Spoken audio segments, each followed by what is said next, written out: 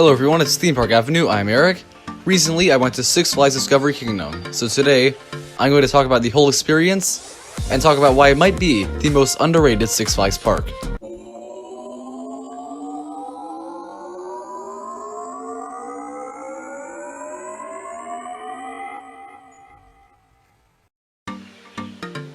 Before we get into the review, make sure you subscribe to the channel so you know when new content comes out. Now to kind of tell you what's going to happen here, I'm going to go through my entire experience in the park. I had one day here, and I will go into some individual aspects of the park along the way, things like operations and rides and such. I'll draw some comparisons, maybe to other parks, maybe to what other people have said about the park in the past. I'll also give you some helpful tips that you can use when you go to this park. So with all that out of the way, let's get to the review. My visit to this park began driving up from a very nearby hotel. And the park looks very nice from the road. Most of the roller coasters are up front and center in the park, so you can see all of them, and it's pretty cool. Most of the roller coasters do look nice. And then, when you are driving up to the entrance, we got there right around opening time, maybe 5 minutes before. And I will say you definitely want to be at the park around opening time, because the first hour, hour and a half is when lines are short. This is the case for most parks, but definitely that's when you'll be able to get a lot of rides in. We got on 4 roller coasters in the first 90 minutes, so there's not a whole lot else that we were able to do afterwards, meaning we had most of the stuff we needed to do out of the way early on. So we drive over to the parking lot, and across from the parking lot is where the park is, and it's separated by a lake of some sort. So it's a pretty long walk to get from the parking lot to the park going past the lake. It's a very pretty lake and I like the views you get, but it is going to be a 10 or 15 minute walk. And maybe you'll think you can run and you can get there really fast, but there's always a lot of people walking on this path, so unfortunately, it's unlikely you'll be able to get there faster than 10 minutes. So once we're at the park right around opening time, we realize it's a slightly more than crowded day because we did go on a weekend since this was March and there aren't any weekday openings. We first looked at the layout, and Cedar Flags actually made the point that this park has a very poor layout since you walk by all of the DC roller coasters to get to the front entrance. And then you have to walk around a Sea Lion Stadium and back to basically where you were to get to those coasters. I can see why this would be frustrating, but it's a very small park and it's not a super long walk from the entrance of the coasters, so it didn't bother me too much. Now, another thing I do really have to make note of is the fact that some roller coasters will probably be closed on your visit. Vertical Velocity, the kind of Wicked Twister impulse thing, but very different, it was closed and is closed for the season. That's unfortunate, so I didn't get on that. And Joker, despite running the whole morning, was unfortunately not opening. It was just testing the whole morning. But I will say one thing I like about the DC area, on the way there you will walk by penguins. I like penguins a lot, so that's a good start. Now for some individual roller coaster reviews. Our first ride of the day was Superman Ultimate Flight. A very short line because many people were waiting out in Joker like people do for Steel Vengeance at opening time. And Superman Ultimate Flight was awesome. I think this is one of the best premierized roller coasters. The launches were powerful. The tunnel added a lot actually. The hang time was good. The restraints were comfortable. And overall, I just thought it was a fantastic ride. Some of the theming in the queue is nice. And there wasn't really anything I disliked. I actually liked this a lot more than West Coast Racers, which I rode the day before. The next ride we went to was Batman. This is the SNS 40 free spin. And I've been on a few of these, one at New England, one at Over Texas, one at Great Adventure. And New England one is my favorite, as it was not painful, but I thought the Over Texas one was a bit painful. This one might be the best of them all, I thought. I got 2 different rides on it, and I'll say right now, the flipping sensations are very, very intense, and definitely different from most of the other free spins in my experience. The 2 rides I got were similar but had their differences, hence why it's a free spin, and I enjoyed the ride a lot. It's definitely a pretty underrated one, and overall this seemed like a really good start.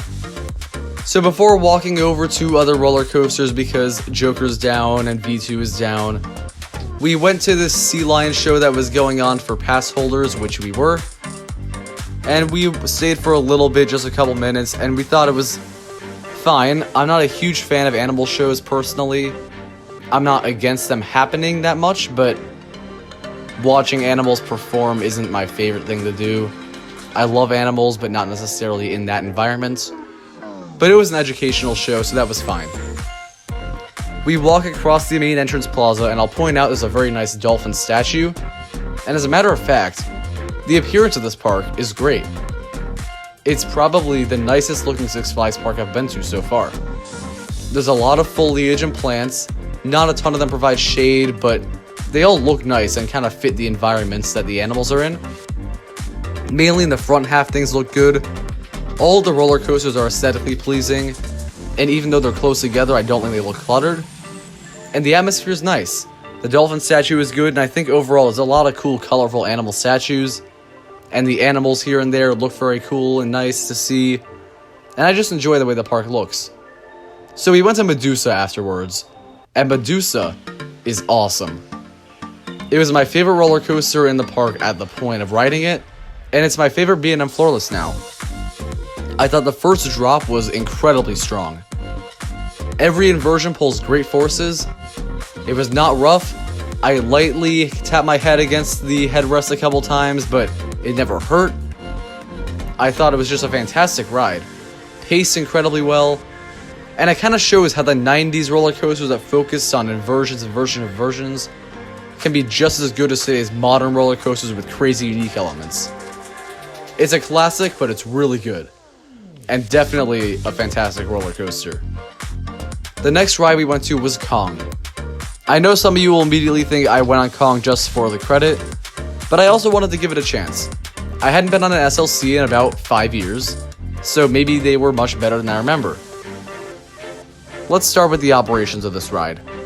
Before this, the operations were actually pretty strong, despite what I'd heard from many. Superman was dispatching pretty quickly, Batman was decent, Medusa was doing a really good job, but Kong was not doing too well.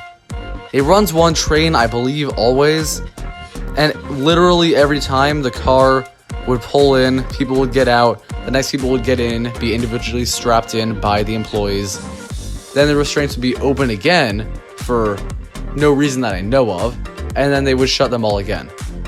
So each dispatch took anywhere from 3 to 5 minutes. The employees tried to keep us entertained in the queue, joking about how relaxing and smooth the ride was. And I'm serious, even the employees hate this ride, I guess. And we got on after 4 cars who went before us, but it was a half hour of waiting because of how long it took. The ride itself was better than expected. I thought the strange, I'm gonna call it a wave turn, I know it's not, but it's just the turn after the pretzel looking inversion, and the double twist at the end were pretty intense and fairly smooth elements.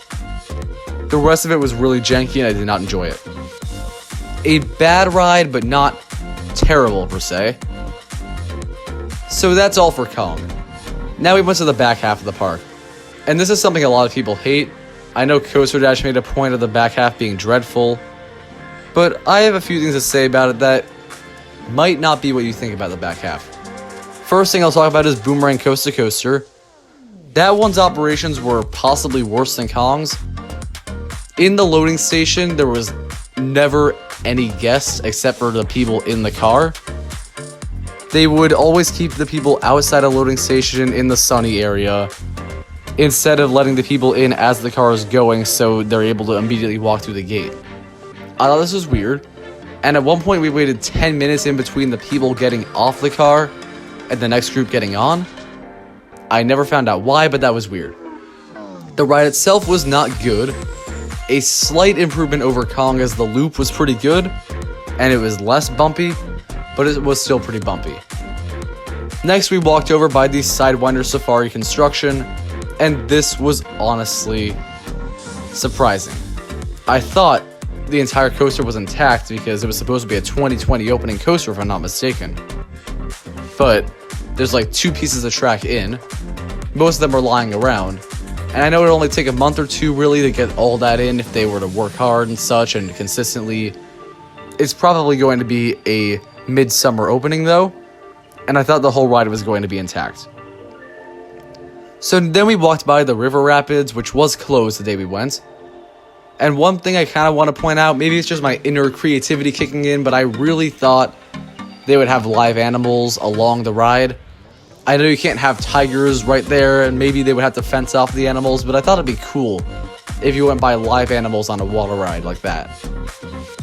So after this, we walked over to the animal exhibits in the back half. And I enjoy this a lot. I enjoy zoos, I think they're cool, and I like seeing the giraffes here, lions, tigers, wolves, so many different animals, quite a variety. And you're right along the lake, which is very nice as well. And this is all cool. And then we went to the butterfly garden, something I did not know existed at the park, but this was awesome, honestly.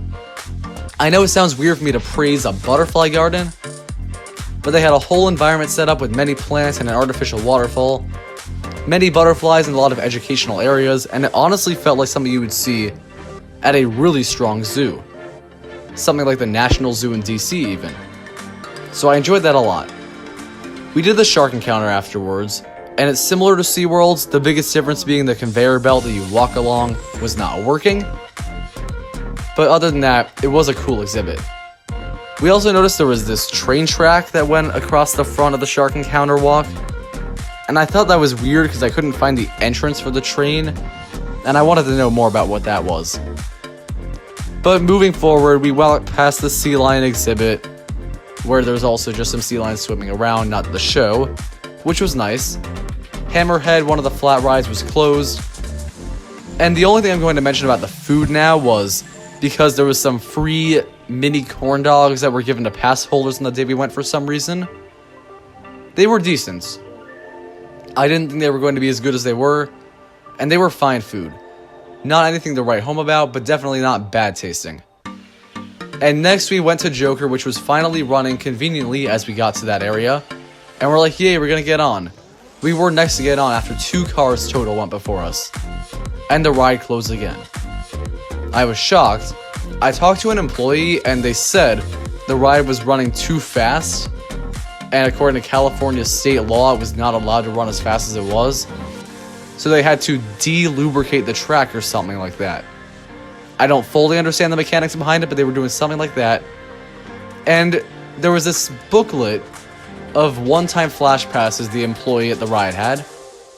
And he gave my brother and I 3 each. Really awesome of him. But I will say the fact that they had these booklets of mini flash passes tells me these Joker issues happen a lot. So overall, that was a cool experience to get those.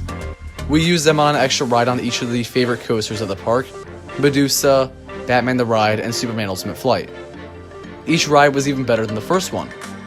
We also rode Wonder Woman Lasso of Truth, which is a really good pendulum ride. It's not the tallest, but the sensations are awesome. And now we're leaving the park, sad that Joker is a lost cause and we're not getting on.